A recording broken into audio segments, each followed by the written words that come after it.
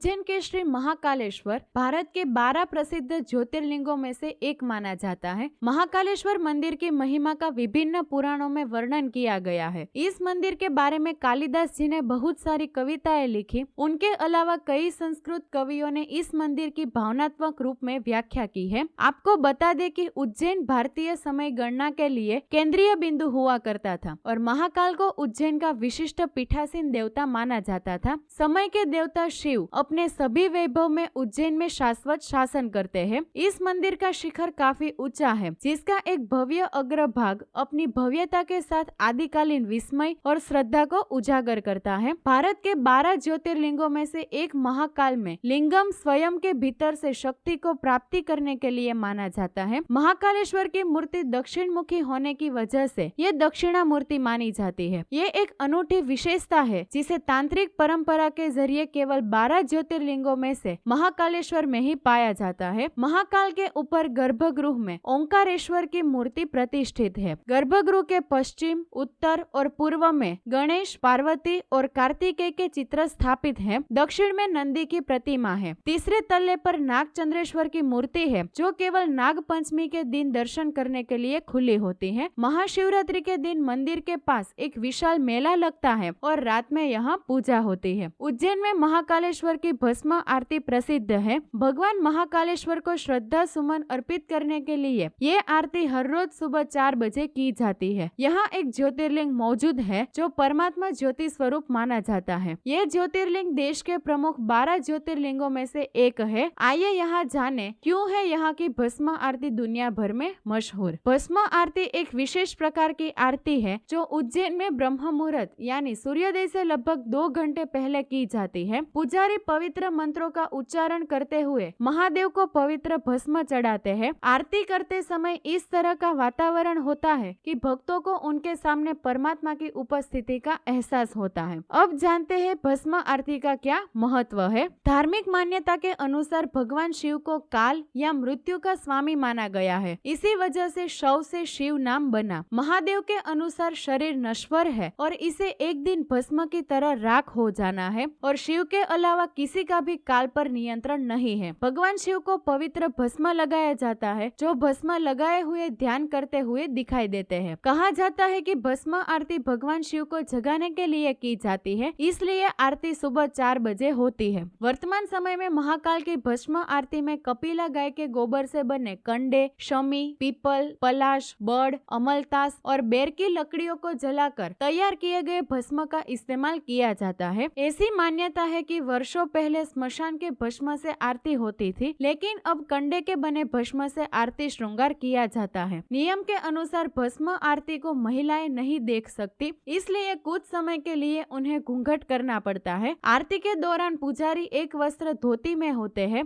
इस आरती में अन्य वस्त्रों को धारण करने का नियम नहीं है। पौराणिक कथाओं के अनुसार ऐसा कहा जाता है कि प्राचीन समय में उज्जैन में महाराज चंद्रसेन का शासन था, जो भगवान शिव के परम भक्त थे। न केवल चंद्रसेन बल्कि उज्जैन की प्रजा भी भगवान शिव को बहुत पूजती थी। एक बार राजा रिपुदमन ने चंद्रसेन के महल पर हमला कर दिया और राक्षस दूषण के माध्यम से प्रजा को काफी नुकसान पहुंचाया। ऐसे में प्रजा ने भगवान शिव को याद किया और भगवान शिव ने वहां स्वयं आकर दुष्ट राक्षस का अंत किया। इसके बाद राक्षस के राख से अपना श्रृंगार किया और वो हमेशा के लिए वहां बस गए। तभी से ऐसा माना जाता है कि उस जगह का नाम महाकालेश्वर रखा गया और यहाँ भस्म आरती की जाने लगी। दोस्तों, अगर आपको ये वीडियो पसंद आया हो तो कमेंट में जरूर बताना और ऐसे ही मजेदार वीडियो देखने के लिए हमारे YouTube चैनल को सब्सक्राइब करें और Facebook पेज को फॉलो करें।